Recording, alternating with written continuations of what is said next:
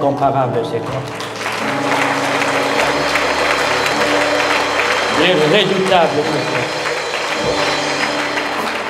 Avec lui, toi et moi, nous ferons des exploits dans ce mois de mars. Dans les livres de Psaume 90, si nous pouvons nous mettre debout pour la lecture, s'il vous plaît.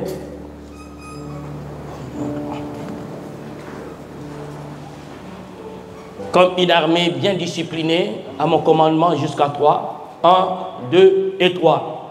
Enseigne-nous à bien compter nos jours, afin que nous appliquions notre cœur à la sagesse. Que Dieu dise et que le peuple de Dieu puisse dire 3 fois Amen. Amen, amen, amen. Que Dieu vous bénisse. Acclamez-le pour sa sagesse.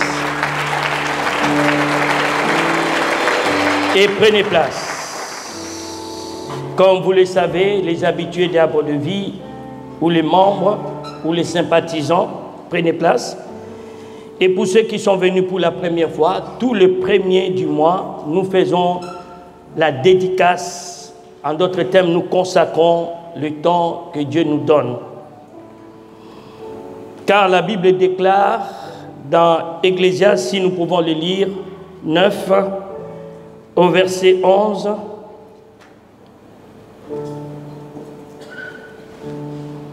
Ecclésiaste 9, verset 11. Ecclésiaste 9, verset 11. J'ai encore vu sous le soleil que la course n'est point aux aigles, ni la guerre aux vaillants, ni le pain aux sages, ni la richesse aux intelligents, ni la faveur aux savants, car tout dépend pour eux du temps et des circonstances. La Bible dit, tout dépend pour toi du temps et des circonstances. Lorsque vous associez le temps avec les circonstances, vous pouvez appeler ça la saison. Ton succès, ta réussite, ton progrès, ton bonheur sont tributaires que du temps et des circonstances. Que ce soit tu as fait de longues études, que tu es sportif, que tu es patron, tu es soumis au temps et aux circonstances. Ils ont l'influence, l'impact sur ta vie.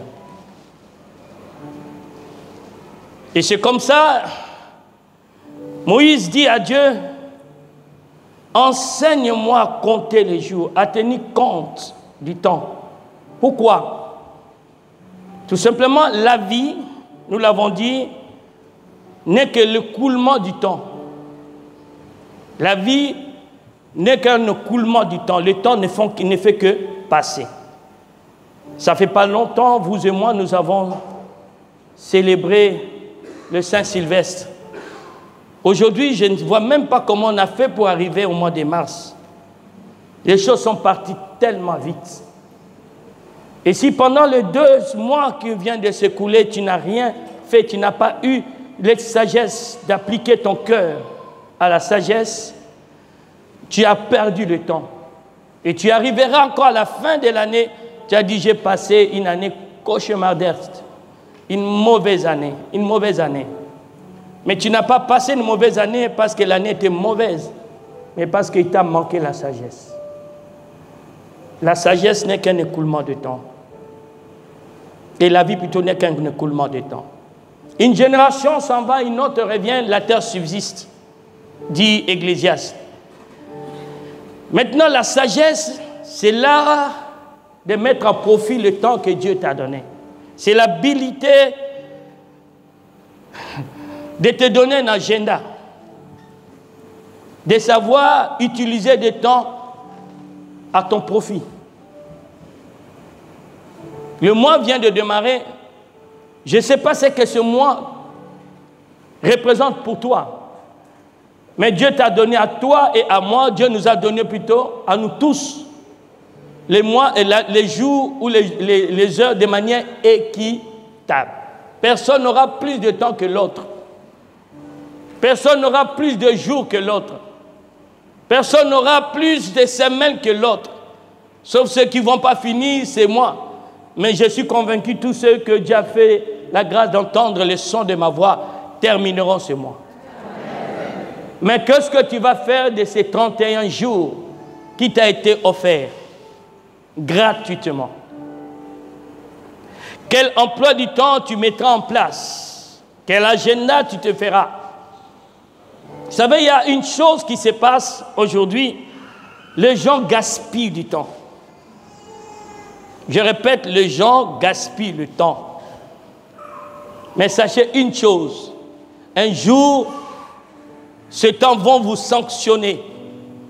Vous arriverez à une période où tu regrettes d'avoir pas été sage dans une certaine période. J'ai eu à recevoir dans la semaine une jeune dame de 20 ans. Et elle était malheureuse.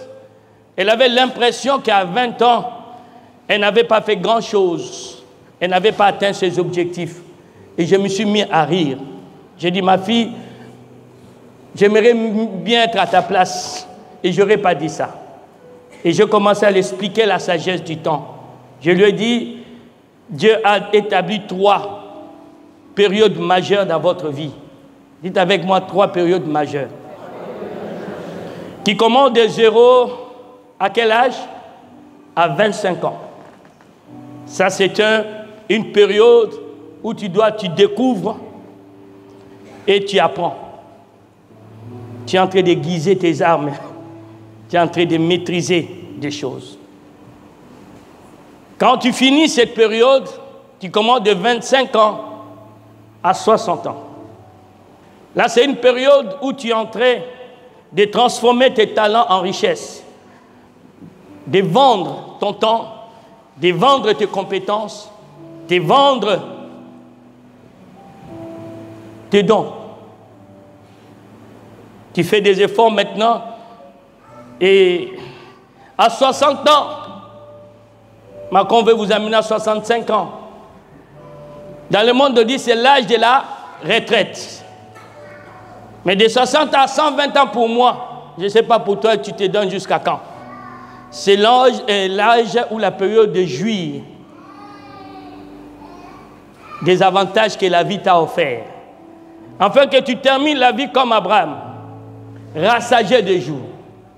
Et tu peux t'en aller, tes enfants vont aller t'enterrer dans la joie. Parce que tu n'as pas été destiné à enterrer tes enfants. Tu as été destiné à ce que tes enfants puissent t'enterrer quand tu seras vieux ou vieille. Non, j'ai dit à quelqu'un, il faut le dire amen bien. Amen. Dieu ne t'a pas créé pour que tu enterres tes enfants, ni tes petits-enfants. Et je décrète pour toi, tu n'enterreras pas tes enfants et tu n'enterreras pas tes petits-enfants. Mais Dieu t'a créé pour qu'un jour tu quittes ce monde. Il dit tu vivras jusqu'à 120 ans. Maintenant la maladie peut diminuer ces 120 ans.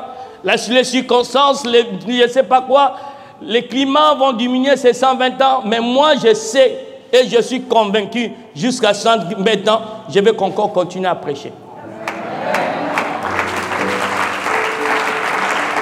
Vous savez, ce que j'aime bien avec Dieu, la liberté qu'il a donnée à la race humaine. Il a dit, il vous sera fait selon votre foi. Dieu nous a simplement dit, celui qui vit dans la foi, le juste, vit par sa foi. Donc Dieu ne va pas lui imposer quelque chose. Il dit, découvre ce que j'ai préparé pour toi, et si tu engages ta foi, tu vivras des choses que j'ai préparées pour toi. Comme il nous a parlé une décennie d'abondance. Il y a certaines qui ont dit c'est des belles paroles, mais moi j'ai dit 10 000 fois Amen. Parce que je peux vous assurer, avant la fin de cette décennie, on atteindra un autre niveau. Non, j'ai dit à quelqu'un, moi je vais atteindre un autre niveau. Pas dit quand dit oh, tu vas te dire, tu t'associes avec moi, oh toi tu es incrédule, moi je suis pas incrédule. Moi j'atteindrai un autre niveau. Parce qu'il est impossible que le Dieu que moi je prêche puisse me mentir.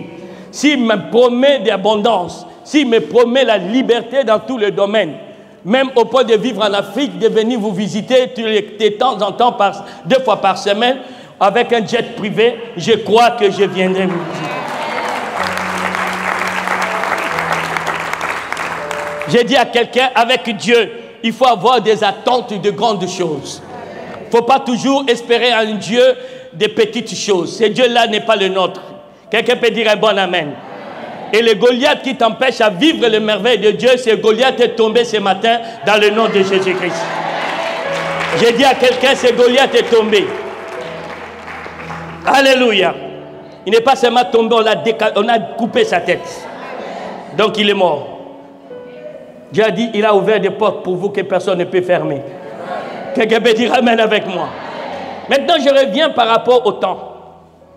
Donc, il est important que vous sachiez composer avec le temps, utiliser le temps. Quand tu as raté les 25 ans, à 25 ans, tu peux encore rattraper jusqu'à 30 ans par là. Moi, je rattrape certaines choses parce que je sais qu'il me reste à peu près 9 ans pour entrer dans l'âge de jouissance. D'aller à Monaco, d'aller à... Comment? Où ça?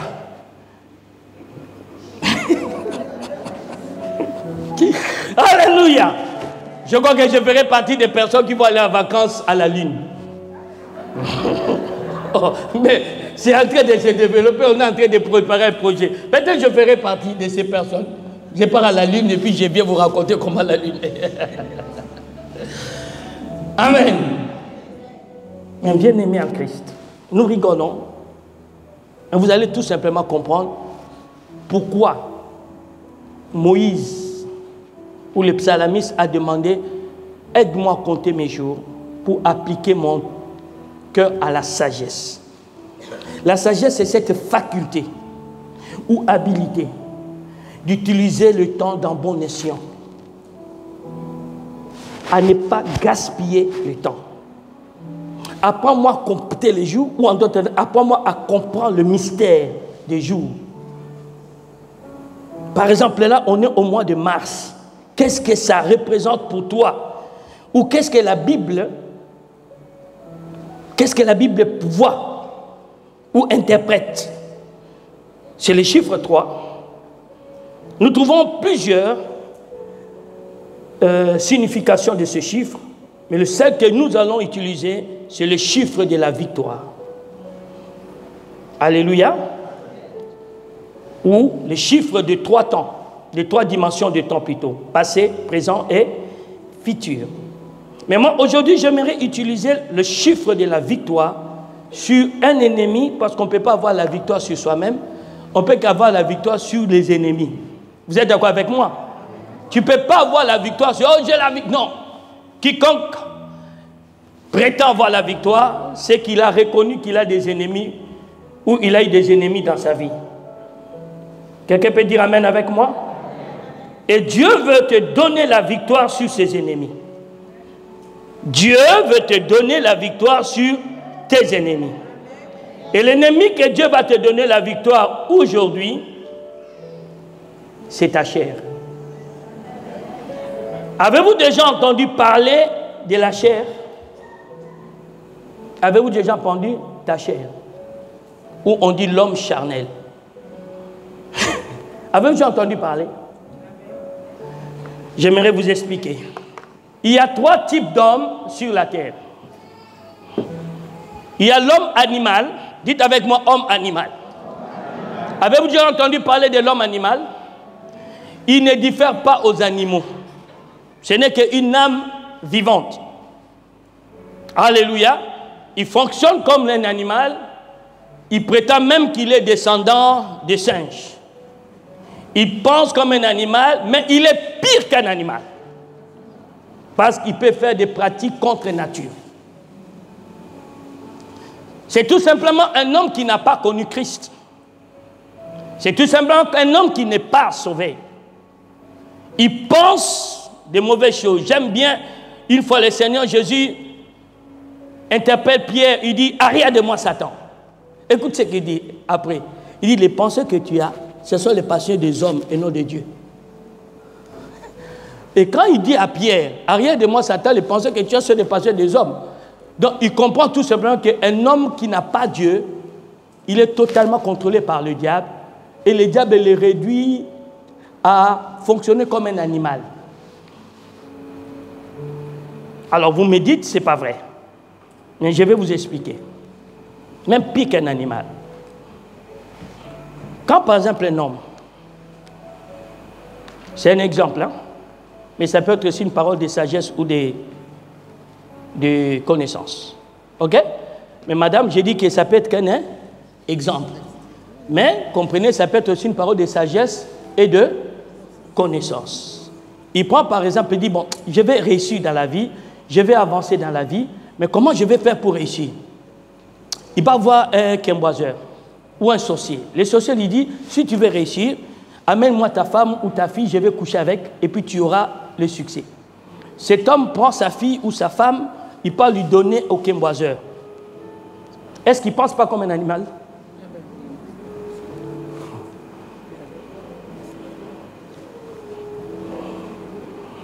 Non.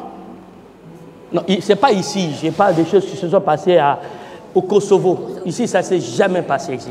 Mais je vous fais seulement réfléchir comment le diable peut nous réduire aux hommes animaux.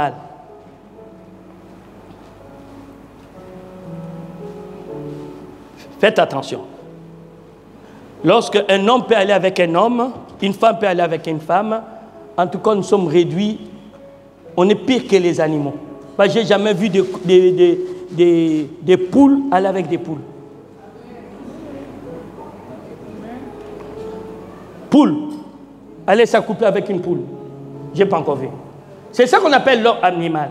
Et le deuxième homme que vous rencontrez dans la vie, ce sont les hommes charnels. Vous voulez donner la référence de l'homme animal? Vous allez le trouver dans 1 Corinthiens 2, versets 13 à 14. Et l'homme charnel, vous allez le trouver dans 1 Corinthiens 3, versets 1 à 3. C'est une personne qui est déjà convertie, qui a accepté Jésus-Christ comme Seigneur et Sauveur, mais qui fonctionne encore selon certains réflexes de son vieil homme quand il était sans Christ. Il est jaloux, il est médisant,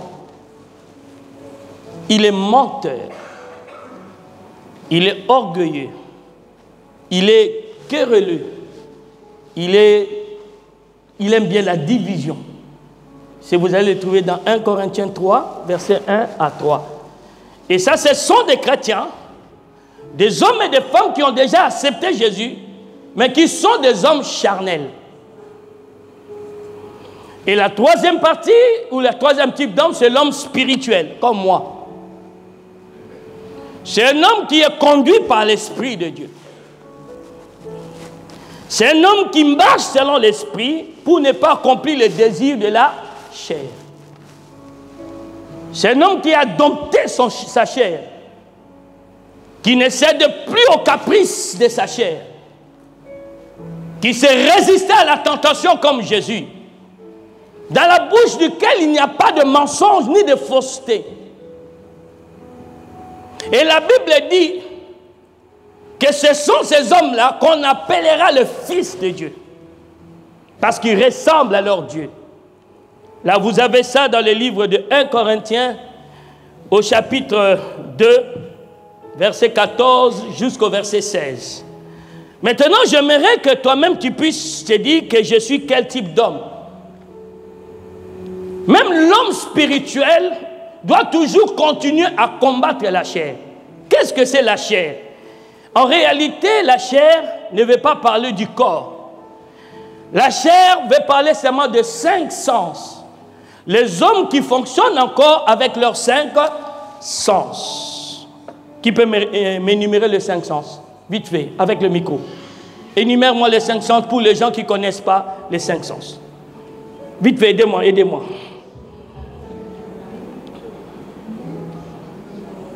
Allez-y, 1, 2, 3. Quelqu'un qui a le micro, si vous soulevez la main, on vous donne le micro. Les 5 sens. Sens patriotique. Sens quoi? La vue. Ok. On y va? L'odorat. Yes. Le goût. Ok. L'ouïe et le toucher. Tout ce monde ne savait pas ça. Est-ce qu'on peut l'acclamer? Elle est la première dans notre classe aujourd'hui. Que Dieu te bénisse. Il est important que les chrétiens comprennent nos combats, nos difficultés viennent du fait que nous avons du mal à sortir de l'état charnel pour accéder à l'état spirituel. C'est comme ça que le Saint-Esprit m'a dit que cette année, le mois de mars doit être consacré à la lutte que nous devons mener contre la chair.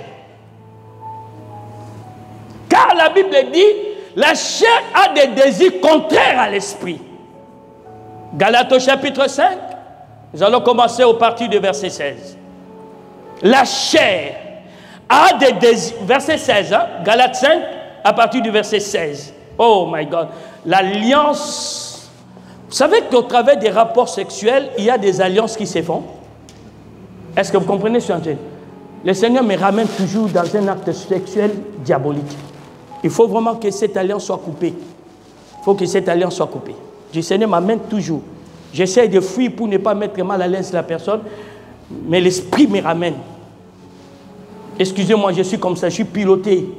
Vous me voyez dans la chair là, mais piloté quelque part. On va les lire ensemble. 1, 2 et 3.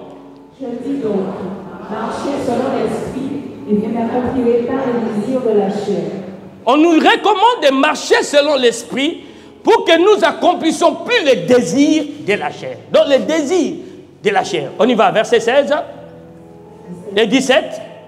Car la chair a des désirs contraires à ceux de l'esprit, et l'esprit en a de contraires à ceux de la chair. Ils sont opposés entre eux, afin que vous ne fassiez point ce que vous ne devriez. Regardons le dilemme dans lequel vous et moi nous nous trouvons. Nous sommes influencés, nous sommes poussés par deux influences. Une qu'on appelle la chair, l'autre qu'on appelle l'esprit. Maintenant, c'est à toi, bien-aimé, de prendre ta position. Je vais être conduit, je vais être dirigé par quelle influence? Verset 18. Si vous êtes conduit par l'esprit, vous n'êtes point sous la loi. Donc si tu te laisses conduire par l'esprit, tu n'es plus sous la loi de la malédiction. Verset 18. Quand je commente, vous mettez déjà l'autre verset. Ok? On nous allait. Or, les œuvres de la chair sont manifestes. Ce sont l'impudicité, l'impureté, la dissolution, l'idolâtrie, la magie, les inimitiés, les querelles, les jalousies, les animosités, les disputes, les divisions, les sectes, l'envie, l'ivrognerie, les excès de table et les choses semblables. Je vous dis d'avance, comme je l'ai déjà dit, que ceux qui commettent de telles choses n'hériteront point le royaume de Dieu. Mais le fruit de l'esprit, c'est l'amour, la joie, la paix, la patience, la bonté, la bénignité, la fidélité, la douceur, la tempérance. Est-ce que tu ne peux pas calmer Dieu pour ça? Prends place. On te montre les désirs de la chair, les œuvres de la chair, les choses que la chair te pousse à faire. Et tu peux te positionner aujourd'hui. Tu peux te repérer. Tu peux dire, est-ce que je suis charnel ou je suis spirituel? Je ne vais pas faire de commentaires parce que c'est mon souhait qui est en français, tu sais le lire. Tu sais le comprendre. Maintenant, si toi tu décides de ne pas, comme on dit, appliquer ce principe, dis-toi une chose, tu n'hériteras pas le royaume de Dieu. Je répète, tu n'hériteras pas. Tu nous accompagnes à l'église. Nous chantons et nous dansons avec toi. Nous adorons et nous donnons la dîme avec toi. Mais toi, tu vas rester et nous, on va partir. Nous, quand la mort viendra, nous, ça sera un ange qui viendra nous prendre. Toi, ça sera l'ange de la mort qui viendra te chercher. Pour t'amener dans l'affaire. Car les œuvres de la chair t'ont été révélées. Et c'est à toi de faire le choix. Maintenant, ce n'est pas parce que je dis ça avec autant de conviction, d'autorité que tu vas t'en débarrasser facilement. Ça, c'est un autre combat. Je dis bien, c'est un combat. C'est une lutte. Mais si tu t'accommodes là-dedans, c'est dangereux. C'est dangereux. Mais si tu prends la résolution de combattre ces choses qui sont en toi, ce ne sont pas les choses qui sont ailleurs. Quand tu es jaloux, c'est toi qui es jaloux. C'est pas, oh mais non, parce que je le vois gentil avec quelqu'un d'autre. Non, c'est toi qui es jaloux. Alléluia. Alléluia. C'est pas lui. Lui, ce qu'il fait, ça ne te regarde pas. Ce qui te regarde, quelle réaction as-tu? C'est la seule chose qu'on demande Dieu. J'aimerais établir quelques vérités pour nous aider à comprendre ce mystère de la chair. Allons dans les livres de... Notez seulement, Jean 1, on va me le mettre, Jean 1, verset 12 à 13. On nous dit seulement ceci, le sang et la chair, ou la chair, est un obstacle à notre conversion.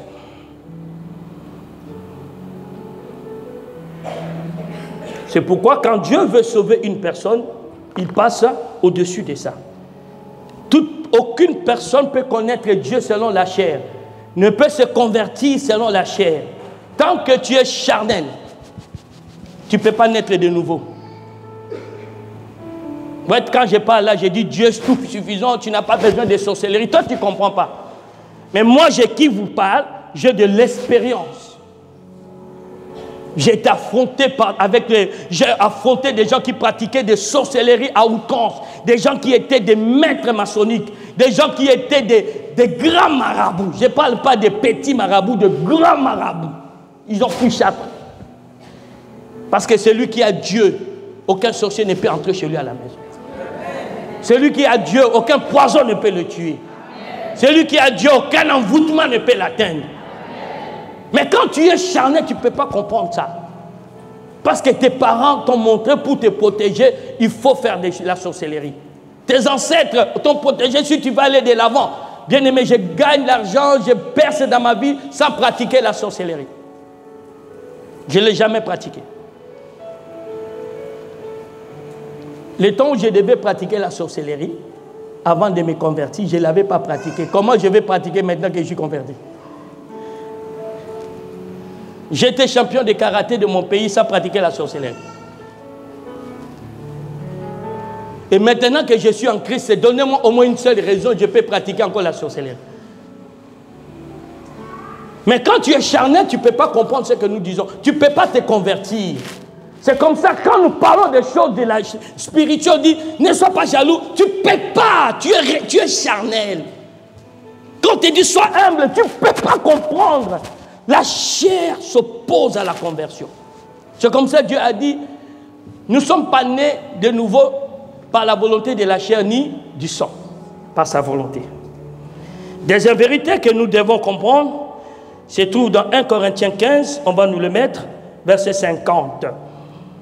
On nous dit tout simplement que la chair et le sang ne peuvent hériter le royaume de Dieu. La chair et le sang ne peuvent hériter. Il nous est dit, cherchons premièrement le royaume de Dieu et sa justice, pour que toutes choses nous soient données par-dessus tout. Il y a des bénédictions qui sont en attente. Il y a des mariages qui sont en attente. Il y a des bonheurs qui sont en attente. Il y a des percées qui sont en attente. Il y a de l'élévation qui sont en attente. Il y a des millions qui sont en attente. Il y a des bonnes santé qui sont en attente. Attente de quoi? Que tu puisses chercher d'abord le royaume des cieux et sa justice. Or, tant que tu es charnel, tu ne peux pas hériter le royaume.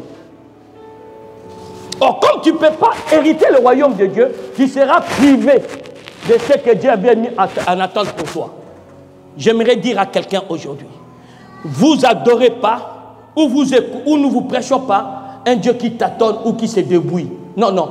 Pour chacun de vous, pour vos familles, pour vos carrières, pour votre vie sentimentale, Dieu a préparé des plans de paix et non de malheur, pour vous donner un avenir et de l'espérance.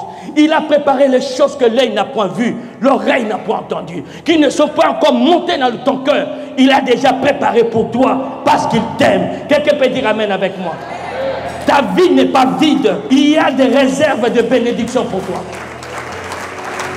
Mais tu accéderas à ces choses le jour que tu vas, bien aimé, chercher d'abord le royaume des cieux et sa justice. Or, pour chercher le royaume des cieux, il faut d'abord finir avec la chair. Qui comprend ce que je dis? Troisième, le verset 14 nous dit encore, la chair t'empêche de recevoir ou de comprendre les choses de Dieu. 1 Corinthiens 2, 14. Quiconque est charnel ne peut pas comprendre la parole de Dieu. Quiconque est charnel ne peut pas comprendre le fonctionnement des dons de l'esprit. Je crois même quand j'ai parlé certaines choses, certains ont dit, ah, certainement, telle personne lui a dit. Parce que tu ne peux pas comprendre que le Seigneur peut te révéler des choses.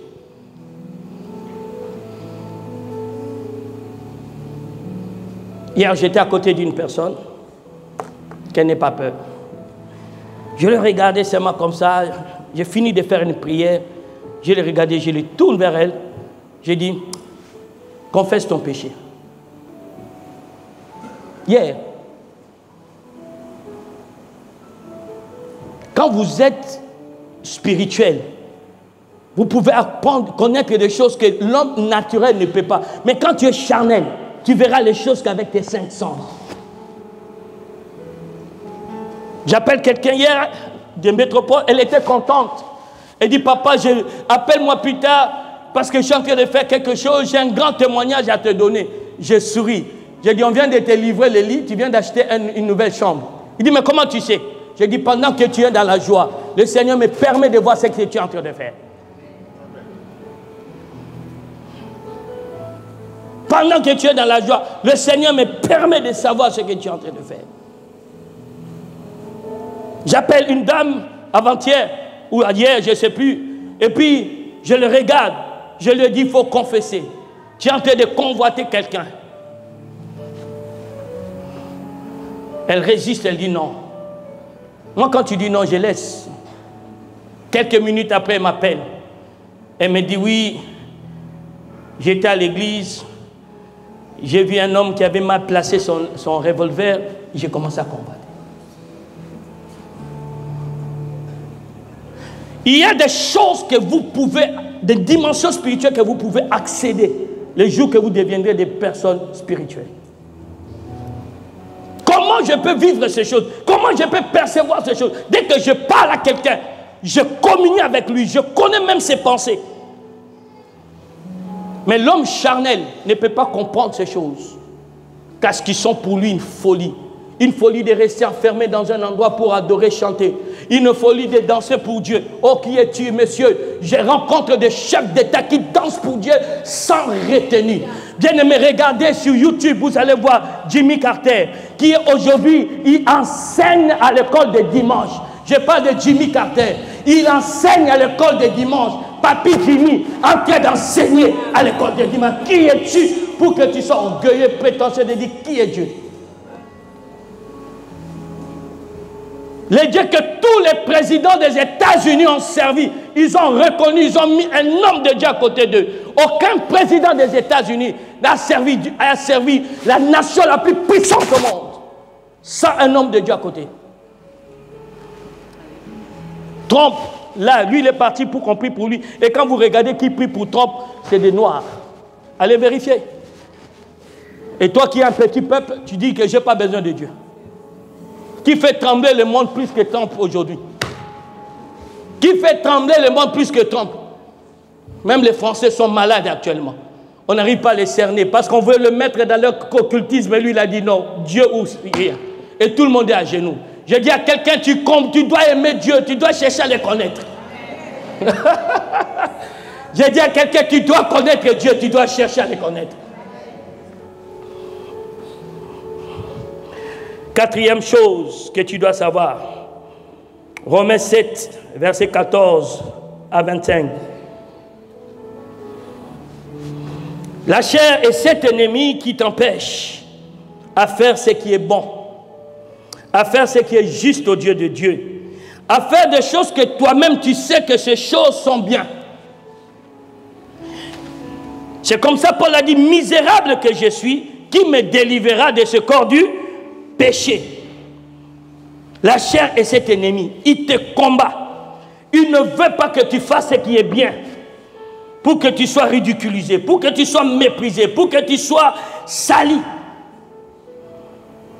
J'attendais quelqu'un dire un bon amen avec moi. Pour que tu sois salué. Il y a quelque chose que j'aimerais quand même que nous le lisons. 1 Pierre, chapitre 2, verset 11. 1 Pierre, chapitre, là où on va les lire. Vous allez voir ce que la chair est capable à faire.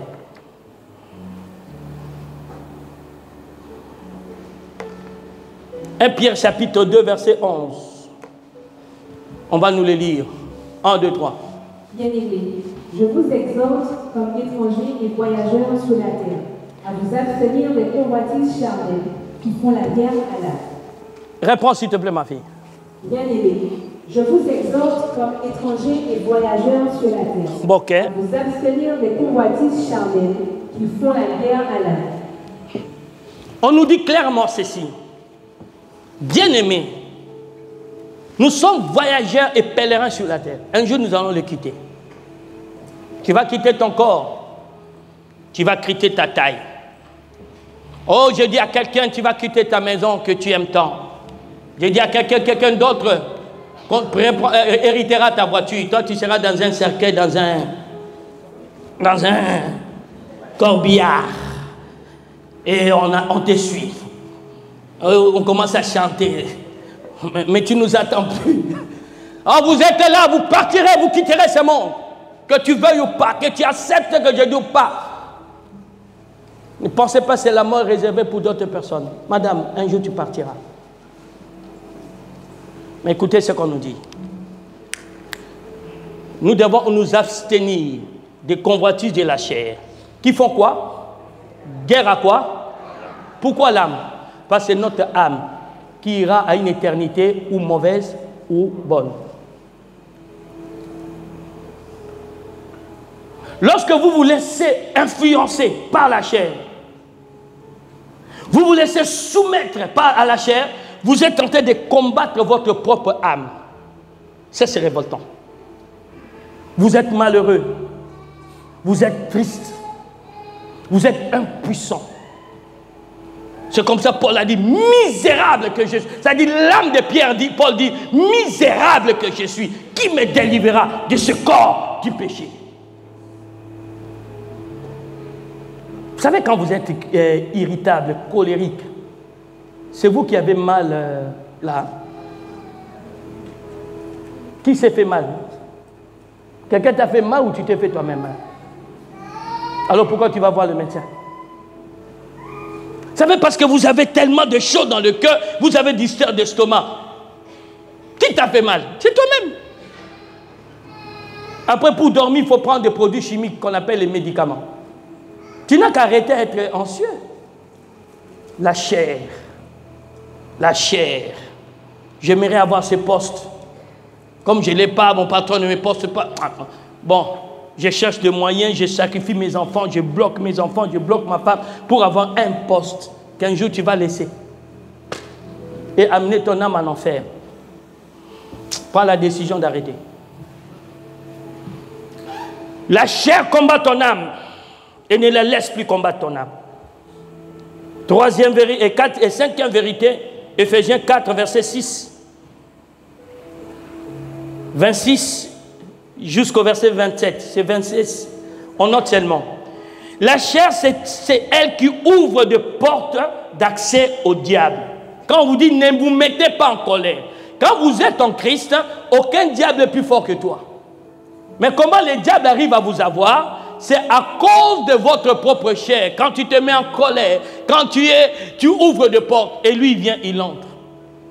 Toi qui étais destiné de marcher sur les scorpions et les serpents, tu te retrouves maintenant, c'est toi que les scorpions et les serpents marchent dessus. Parce que tu as donné accès au diable. C'est comme ça Paul a dit, ne donnez pas accès au diable. J'attendais quelqu'un me dire un bon amen. C'est la raison pour laquelle je voulais nous amener à combattre la chair. Et quelqu'un me dit, homme de Dieu, que puis-je faire pour combattre la chair? J'aimerais te donner 3 éléments. 3 choses qui peuvent te permettre à vaincre la chair. La première des choses, la connaissance de la parole de Dieu.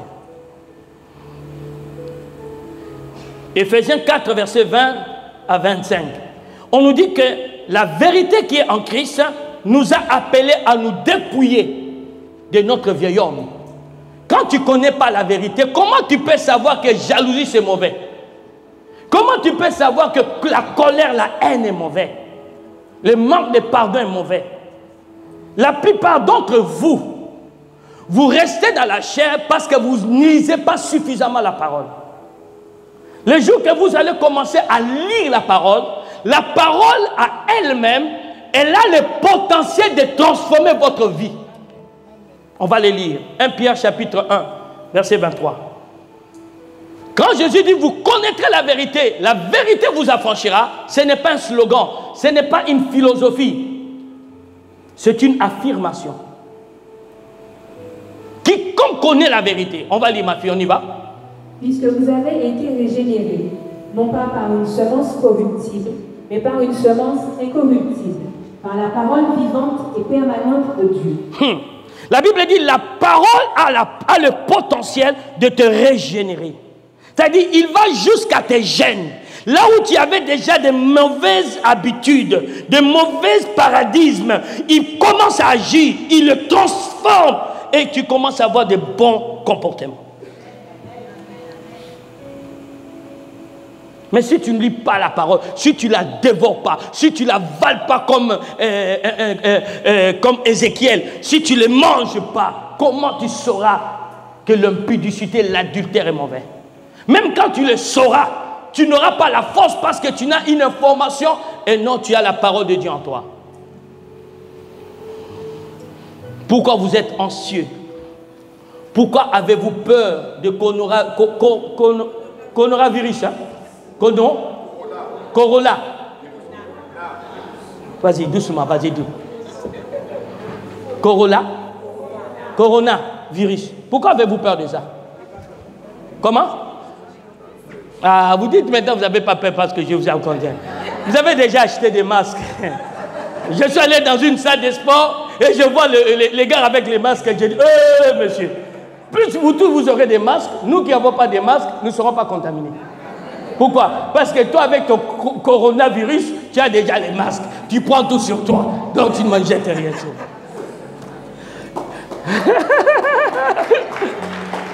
Mais pourquoi avons-nous peur? Pourquoi les matchs seront annulés? Pourquoi les gens ont peur de se retrouver en public? C'est parce qu'on en parle beaucoup. Tu ouvres la télé, on parle de ça le matin jusqu'au soir. On crée seulement la psychose. Les gens sont là, c'est comme si c'est la première maladie qui est apparue. La foi vient des sons qu'on entend, ce qu'on entend vient des paroles de Dieu. Mais comme toi, tu entends la parole de Dieu aujourd'hui, j'ai dit ça sera sans effet. De même, le jour que tu vas commencer à entendre la parole de Dieu sur la sanctification, sur la purification, sur la métamorphose, plus tu l'écoutes, plus tu vas changer. Ça aura le fait contraire, mais ça aura le même effet. Vous ne lisez pas trop, vous n'écoutez pas trop la parole de Dieu. Vous êtes tellement attaché dans votre ordinateur, vous regardez de tout et de rien sauf la parole de Dieu. Deuxième chose qui peut t'aider à vaincre la chair, l'abstinence. Dites avec moi l'abstinence. Non, ça, il ne faut pas dire ça en Guadeloupe. Dites avec moi l'abstinence. C'est quoi l'abstinence? On réduit l'abstinence simplement dans le domaine sexuel.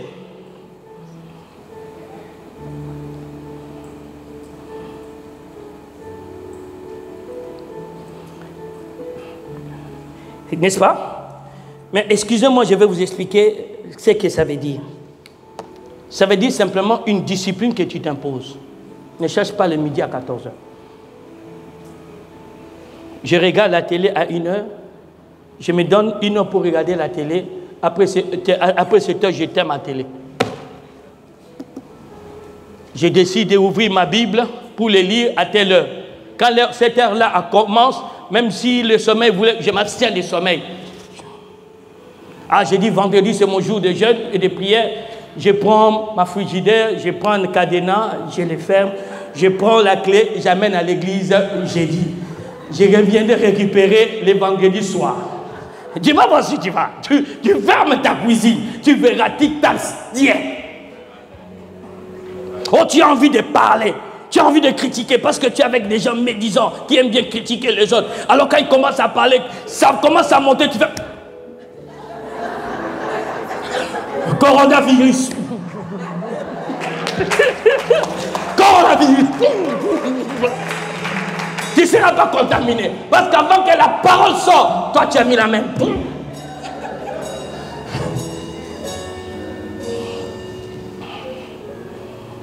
L'abstinence. Puis-je continuer?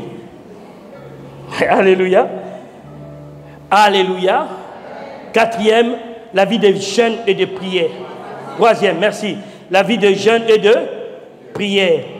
Romains 7, verset 24. Vous devez apprendre à jeûner quand vous avez des choses, des impulsions, des choses que tu sais que ce n'est pas bon. Demande à Dieu de te délivrer de ça.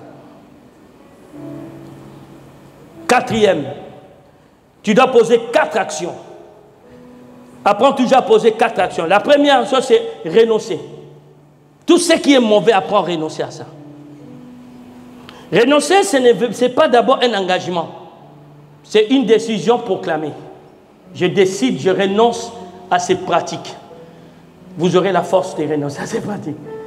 La vie et la mort dans le pouvoir de la langue. C'est dépouiller. Dépouiller, par contre, c'est une action. Il y a des fois des symboles, des choses charnelles que vous portez en vous. Je prends un exemple. Tu es en proie à l'impudicité. Si tu t'habilles toujours sexy, tu seras toujours bien exposé. Est-ce que vous comprenez? Quelqu'un peut dire amen avec moi. Donc vous devez savoir vous dépouiller. Après vous dépouiller, vous débarrasser. Or débarrasser, vous n'êtes pas obligé d'être ami avec les gens qui sont impolis, hein, qui passent leur vie à insulter les autres. Tu peux te débarrasser des gens, de tes relations. Et quatrième action, c'est fuir.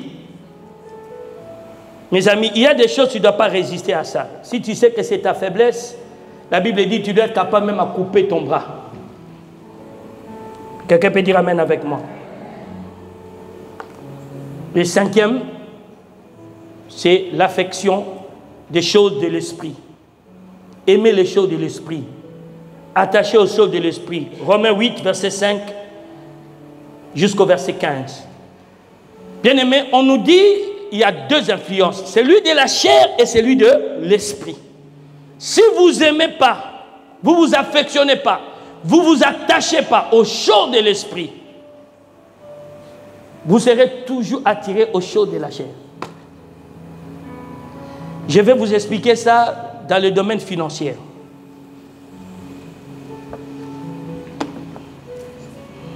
Tu as une voiture. Non, tu as de l'argent. Tu ne sais pas quoi faire. Si tu t'affectionnes aux choses de la chair, tu vas commencer à faire des dépenses abusives. Ah, je vais changer mon téléphone. Ah, je vais aller à l'hôtel un peu me reposer. Quand tu pars à l'hôtel, tu étais seul, tu vois des gens avec des jeeps jusque-là. Tu commences à convoiter. Ton propre argent t'amène dans les complications. J'ai partagé avec une personne, je lui ai dit, comment vous faites pour vous mettre toujours dans des situations compliquées? Et après, tu commences à chercher comment t'en sortir. Je me pose toujours une question. Quand tu sais qu'il y a un danger quelque part là, pourquoi tu vas? Avec ton propre argent, tu vas. Tu sais que la cigarette abîme les poumons, mais c'est toi qui peux acheter. Mais les jours que tu prendras, tu dis, je prends l'argent de la cigarette, je donne l'offrande à l'église. Dieu va te délivrer de la cigarette. Tu sais. Nous autres, quand on s'est convertis, on avait dit à Dieu, bon, on va faire la comptabilité. Tout l'argent qu'on utilisait pour aller dans des boîtes de nuit, tout, on va commencer maintenant à soutenir ton œuvre. Quand vous êtes pour faire des dépenses chez des quimboiseurs, vous allez même aller faire des prêts. Non, pas ici, pas ici. La personne n'est pas ici. Mais quand on parle des dîmes à l'église, on demande trop à l'église. Hein?